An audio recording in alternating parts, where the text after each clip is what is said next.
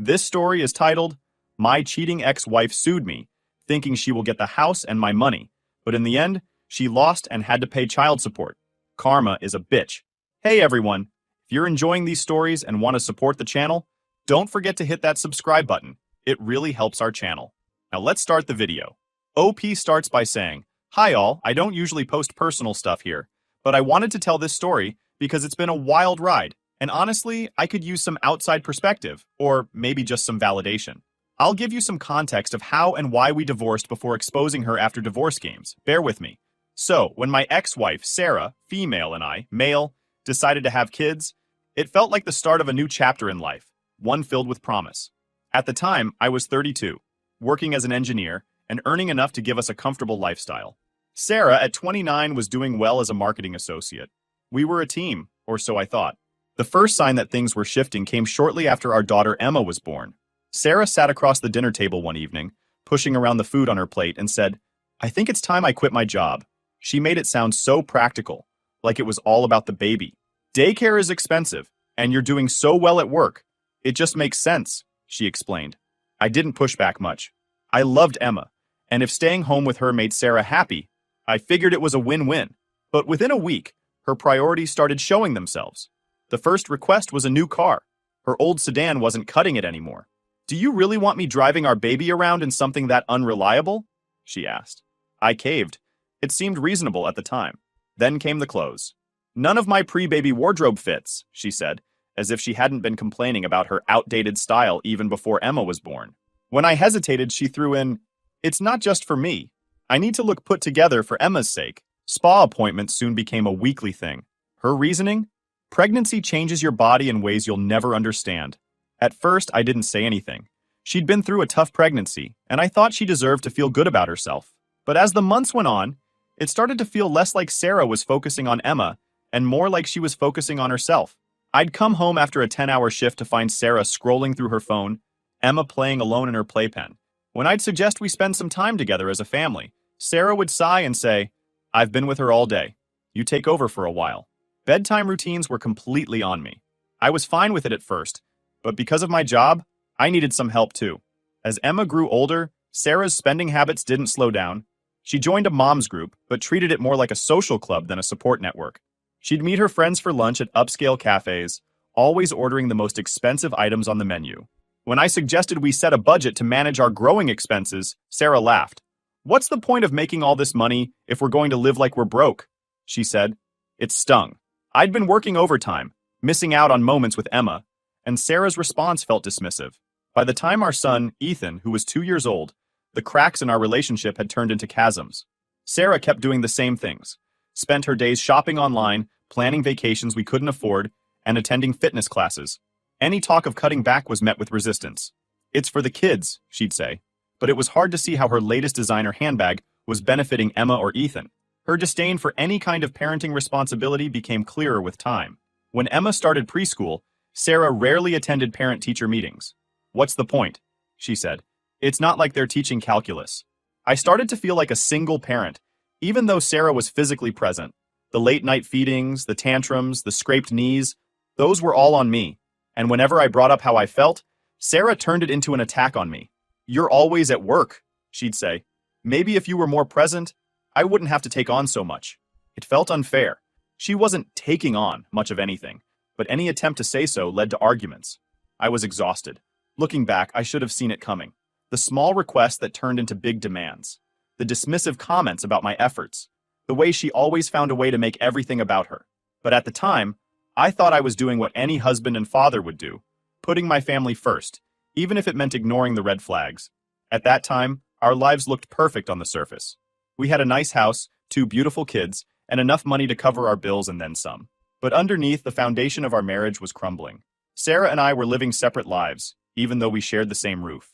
I kept telling myself it was just a phase, that once the kids were older, things would settle down, that Sarah would find her way back to being the woman I fell in love with. But deep down, I knew the truth. Sarah wasn't interested in building a life together anymore. She was only interested in taking what she could, and I was about to find out just how far she'd go to get what she wanted. Over time, the cracks in Sarah's facade grew harder to ignore. It started with the kids. Emma was only 7, bright and curious. with a knack for asking a million questions about everything. Ethan, at 4, was quieter, always shadowing me or clinging to his sister. They were good kids, messy, energetic, occasionally exhausting, but good. Sarah didn't seem to see it that way. One afternoon, I walked into the kitchen to find Emma crying, her hands trembling as she tried to pick up pieces of a broken juice glass. Sarah stood over her, arms crossed, her face a mask of irritation. "Are you kidding me, Emma?" she shouted. "Do you even think before you do anything? Or do you just go around breaking things for fun?" I stepped in quickly, kneeling to scoop Emma into my arms. "It's just a glass," I said, my voice as calm as I could manage. "Accidents happen." Sarah shot me a look that could have frozen water. "You always make excuses for her," she said, shaking her head. "No wonder she's so careless." I tried to talk to her about it later, after the kids were in bed. "You can't talk to her like that," I said. "She's a child. She's going to make mistakes." Sarah waved me off. "You're too soft on them," she said. "They'll grow up weak if you keep coddling them." It wasn't an isolated incident. She became extremely verbally, emotionally, and sometimes physically abusive. I started working longer hours, not because I needed the money, but because being at home felt like walking into a minefield. Sarah's moods were unpredictable. Some days, she'd act like nothing was wrong, chatting with her friends on the phone, or planning elaborate vacations we couldn't afford. Other days, the smallest thing, a misplaced toy, a late start to dinner, would send her into a spiral of anger that left everyone on edge. The kids began tiptoeing around her, watching her face for clues about what kind of day it would be. I hated seeing them like that. It wasn't just fear, it was confusion.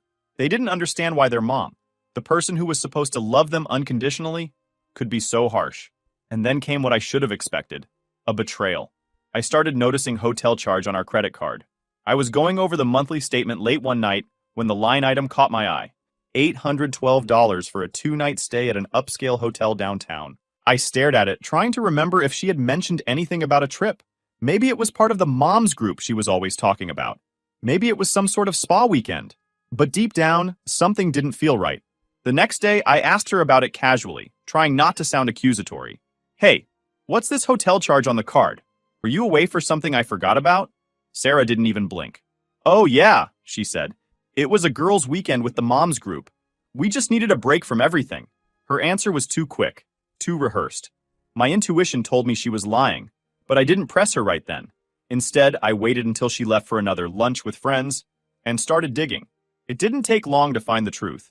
A mutual acquaintance, someone I'd waved to at neighborhood barbecues, someone who had been in my home, had posted photos on social media, pictures of him and Sarah together at the same hotel, holding hands, smiling. I stared at the photos, my hands shaking. Sarah wasn't just smiling. She was glowing, holding hands with someone I had once called a friend. I closed the laptop, my chest tight with rage and betrayal. That night, I waited for her to come home, rehearsing what I would say, knowing this confrontation would change everything. That night, I confronted her. I showed her the photos, laid everything out, and waited for her to explain, to apologize, to at least try to justify what she'd done. She didn't. Instead, she rolled her eyes and crossed her arms. "So what?" she said, her voice dripping with disdain. "Maybe if you weren't so boring, I wouldn't need to find excitement elsewhere." The words hit harder than I expected, not because they were true, but because of how little she cared about the hurt she'd caused. I slept on the couch that night, though sleep was a generous term. My mind raced, replaying every moment, every red flag I had ignored, every excuse I had made for her. By morning, my decision was clear. This wasn't a marriage, it wasn't even a partnership. It was a toxic, one-sided arrangement where I gave everything I had, and Sarah took without hesitation. When I told her I wanted a divorce, she didn't react with anger or sadness. She laughed. "Good luck," she said, her voice icy. "You'll never manage without me." But as she turned to walk away, I realized something. I already had been managing. I had been the one holding everything together while she tore it apart. And now, I was ready to let it go. Now here, the crazy thing started. They say divorce is the end of a battle, but for me, it was just the beginning of Sarah's last-ditch attempt to ruin everything I had left. Little did she know, her own mistakes would be her undoing. After Sarah left, the house felt both quieter and heavier. I thought her absence would bring peace, but instead, it brought a hollow kind of tension. The kids were my focus, and they were the only part of my life that felt stable. Everything else seemed to be unraveling. Sarah had always been difficult, but the divorce turned her into someone I barely recognized. She refused to cooperate on anything. Every decision became a battle. Splitting assets, arranging visitation, even figuring out who would keep the dog. For someone who always acted above it all, she was suddenly deeply invested in making my life miserable. She also refused to pay her share of the kids' expenses. When I asked her about splitting daycare or school costs, she'd reply with a smirk, "You wanted them more than I did. You figure it out." It wasn't just hurtful, it was infuriating. Money was tight. With our accounts frozen during the divorce process, I had to rely on friends and family to get by. Every paycheck went toward keeping the lights on and making sure the kids didn't feel the strain. I cut out everything unnecessary. Cable, eating out, even coffee on the way to work. Meanwhile, Sarah seemed to live exactly as she had before. It wasn't long before the kids started asking questions. "Why doesn't Mom live here anymore?" Emma asked one night. She was old enough to understand that something big had changed, but too young to grasp the full picture. I told her what I could. Sometimes grown-ups don't get along the way they should, and it's better for everyone if they live in separate places. Emma nodded, but her eyes were searching for something more. Ethan, on the other hand, didn't ask much. He just clung to me more tightly than ever. Through all of this, Sarah wasn't exactly making an effort to stay connected with the kids. She'd cancel visits last minute, claiming she was overwhelmed or busy with work, though what work she meant was anyone's guess. On the rare weekends she did take them, she treated it more like a chore than quality time. Emma came home once, confused and teary-eyed. "Mom said she didn't have time to play," she told me. "She was on her phone the whole time." I didn't know how to respond. How do you explain to a child that their parent sees them as an inconvenience? I tried my best to fill the gaps Sarah left, throwing myself into every school event, playdate, and bedtime story. It wasn't just for the kids, it was for me. They were my lifeline, the thing that kept me going when everything else felt like it was falling apart.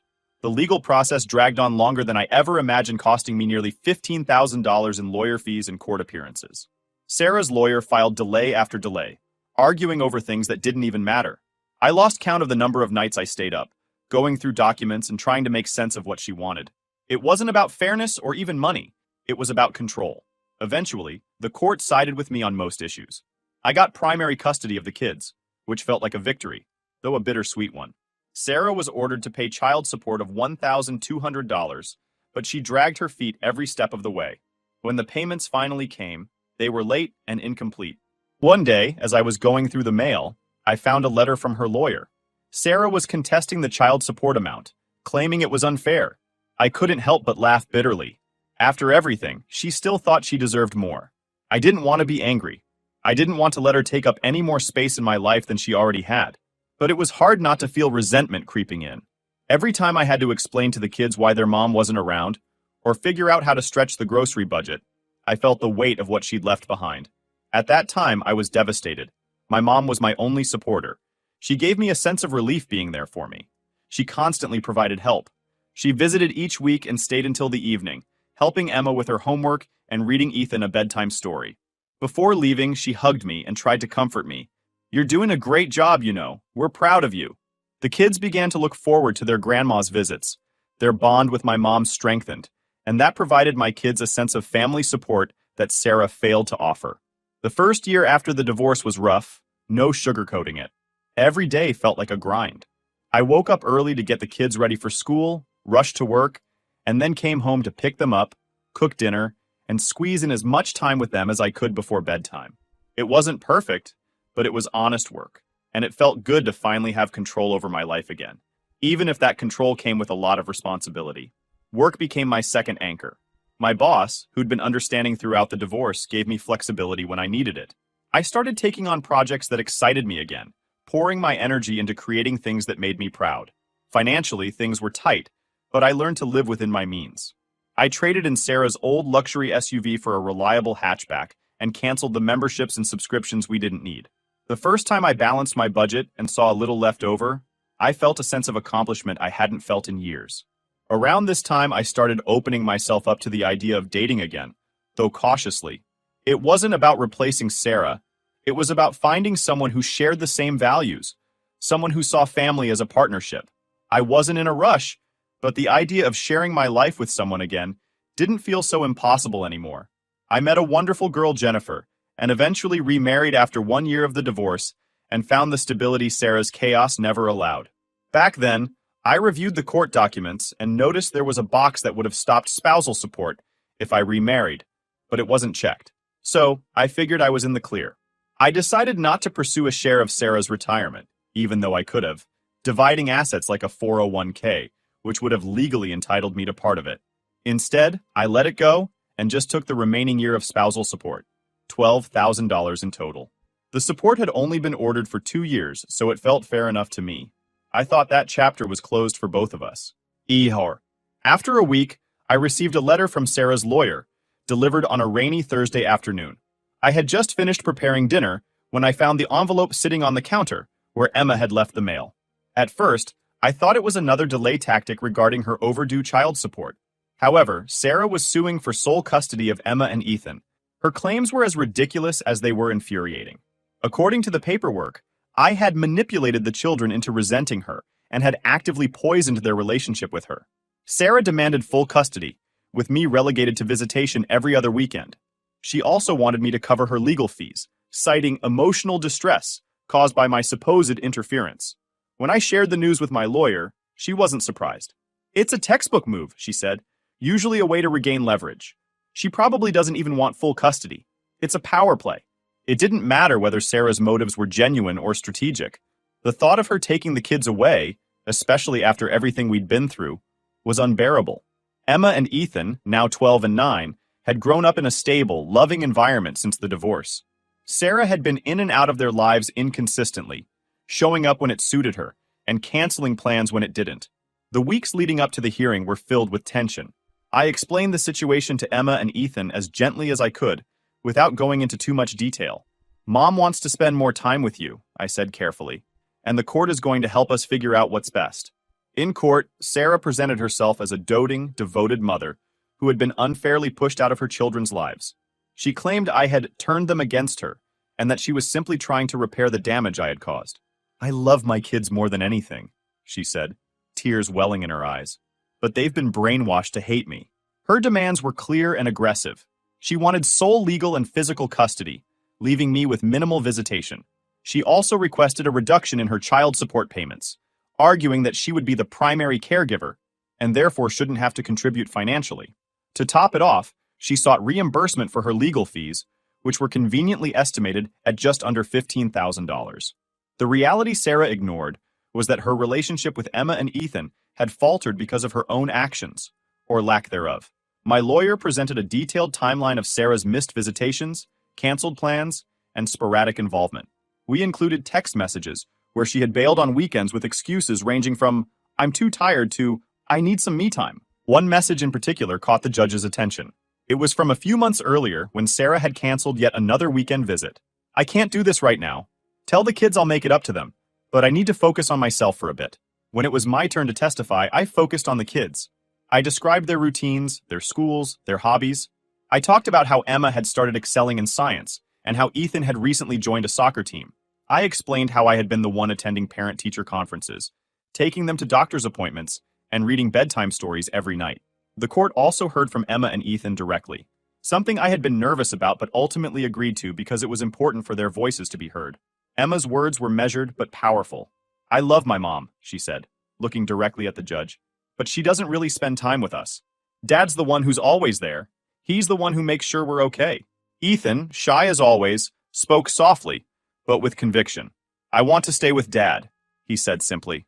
Sarah's lawyer tried to discredit their statements, suggesting I had influenced their opinions. But the judge wasn't buying it. The facts were clear. Sarah's involvement in the kids' lives had been inconsistent at best, and her sudden push for custody felt more like an attempt to regain control than a genuine desire to be a better parent. The proceedings took weeks, during which Sarah's anger only grew. Remember, it was during one of these sessions that she discovered I had remarried a year earlier. She hadn't paid much attention to my personal life until that moment, but when my remarriage was brought up as part of a financial disclosure, her face turned red with fury. "You've been taking spousal support this whole time?" She hissed at me outside the courtroom. "You owe me that money." The irony was almost laughable. Sarah had failed to check the box during the divorce to end spousal support upon remarriage, a mistake entirely of her own making. But now, she acted as though I had stolen from her. The judge ultimately ruled in her favor on the spousal support repayment, ordering me to return the $12,000 I had received after remarrying. However, in the same breath, the judge increased Sarah's child support obligation to $2,200 a month. It ended up that I got extra $1,000 a month through minor adjustments, and she repaid herself by dropping her claim to my car. In return, I agreed to let her have 2 extra weeks of summer visitation with our kids, which seemed like a fair trade. When the final ruling was announced, Sarah's demeanor shifted. She dropped her demand for sole custody in exchange for 2 extra weeks with the kids during summer vacations. She framed it as a gracious compromise. "I'm doing this for the kids," she said with an air of martyrdom, as though she were making a noble sacrifice. For me, it wasn't about winning or losing. It was about preserving the life Emma and Ethan had come to know, a life filled with stability, love, and routine. Sarah's attempt to disrupt that had failed, but it left scars nonetheless. However, I kept in mind that Sarah wasn't the type to let go without taking one last shot. It started with a passing comment from my lawyer during a routine check-in. "You know, you're still entitled to half of Sarah's retirement account," she said, almost casually. I had waived my claim to it during the divorce, hoping to keep things amicable at the time. But after years of her games, unpaid child support, and relentless drama, I wondered if it was time to revisit that decision. At first, I hesitated. Going after Sarah's retirement felt like stirring up trouble when things were finally calm. But whenever I thought about it, it felt like the right thing to do. Not out of spite, but as a way to hold her accountable for years of reckless behavior. This wasn't about revenge. It was about fairness. When I filed the motion, Sarah's reaction was as explosive as I'd expected. She called me almost immediately. "Are you serious? You're coming after my retirement now? You really are pathetic." I stayed calm. "This is what I'm legally entitled to," I said. "It's not about you. It's about doing what's right for the kids and their future." Sarah, of course, didn't see it that way. She mocked me at every turn, calling me bitter, petty, and obsessed. During one particularly heated exchange in court, she said, "This is why you'll never be happy. You can't let things go." Her tactics to delay the process were relentless. She ignored court orders, claimed she didn't have the funds, and dragged the case out for years. At one point, she even argued that she had spent most of the account, though bank statements quickly disproved that claim. Each court hearing felt like a battle. Sarah would arrive with her usual smugness, often making snide comments loud enough for me to hear. "Still chasing crumbs?" she said once, smirking as she walked past me. But I stayed focused. I wasn't there to engage with her games. I was there to secure what was owed, not just for me, but for the future I was building for Emma and Ethan. Finally, after nearly 4 years, the court ruled in my favor. I was awarded 50% of Sarah's retirement account, a figure that ended up being significantly larger than I'd anticipated. I had expected around $12,000 based on the original estimates, but after reviewing the updated statements, the court ordered Sarah to pay me just over $48,000. The news didn't sit well with Sarah or her new fiancé, who had entered the picture during the latter half of the proceedings. He sent me an email shortly after the ruling, accusing me of ruining their future and calling me vindictive. My response was simple. Sarah made her choices, and these are the consequences. I told him that if he really wanted to marry her and protect his assets, they could get a prenup so he wouldn't have to worry about it. He said he shouldn't have to sign a prenup because I robbed them. I didn't give him that much thought. Last thing I wanted to care about was Sarah's stuff. The payout allowed me to do something I'd dreamed of for years. Set up college savings accounts for Emma and Ethan. It wasn't enough to cover everything, but it was a start. Knowing that I could give them a better foundation for their futures was worth every frustrating moment in court. As for Sarah, the ruling hit her harder than I think she ever expected. Her social media, once filled with pictures of extravagant outings and updates about her dream wedding, became quieter.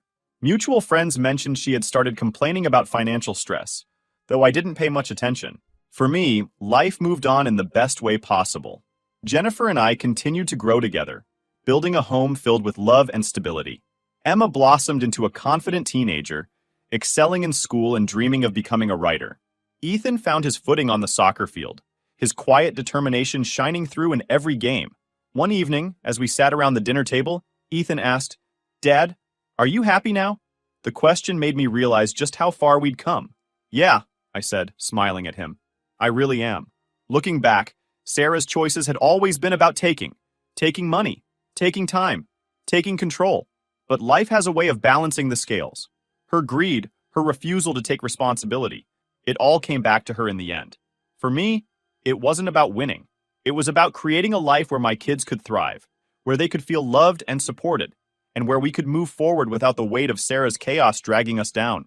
In the end, Sarah's greed led her to exactly where she is now, on the outside looking in. And while I don't celebrate her struggles, I don't pity her either. You play greedy games, you win greedy prizes. But for me and my family, we've won something far greater. We've won peace.